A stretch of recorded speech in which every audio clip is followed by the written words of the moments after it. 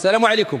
واش عمركم سولتوا راسكم علاش بعض المسؤولين واخا كياكلوا الميزانيه الضخمه كيبقاو ديما فيهم الجوع اللفتات اللي مخصص للفقير؟ واش طمع مرض وراثي ولا بنادم ولا يحلى ليه غير الحرام اللي مقطوع من فم الجيعان؟ واحد المتسول كان ديما كيجلس قدام باب المتحف الوطني في واحد البلاد عربيه. واحد النهار داز من حداه سائح اجنبي غني بزاف. المتسول قال ليه: على الله يا محسن.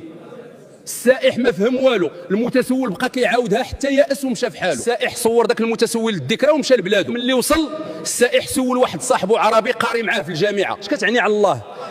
صاحبه شرح ليه باللي هذاك واحد مسكين كان طالب منك غير شي حاجه باش ياكل.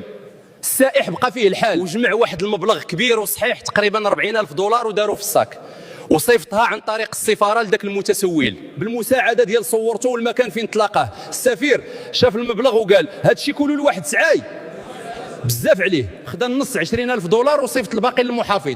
ايوا المحافظ شاف 20,000 دولار وقال: بزاف على واحد طلاب وموسخ، 2000 دولار كافيه تشيط ليه ولقبيلته. خدا 18,000 دولار وصيفط 2000 دولار لمدير المنطقه.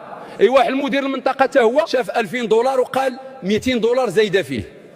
خدا 1800 دولار وصيفط 200 دولار لكوميساريات الشرطه. الكوميسير شاف 200 دولار وقال: واحد معفن نعطيوه هذا الشيء، 20 دولار كافيه ياكل ويشرب ويشيط ليه. خدا 180 دولار وصيفط 20 دولار مع واحد العسكري. العسكري مشى عند المتسول وراه صوره اللي فيها هو وسائح وقال ليه: عقلتي على السائح اللي تصورتي معاه؟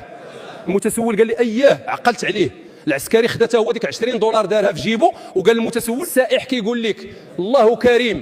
ايوا ايها الحضور الكرام، هذه هي الحقيقه المره. رزق الدرويش في بلادنا كيتنهش في الطريق وكل مسؤول كيقطع منه هبره حتى كيوصل لمولاه بكلمه الله كريم.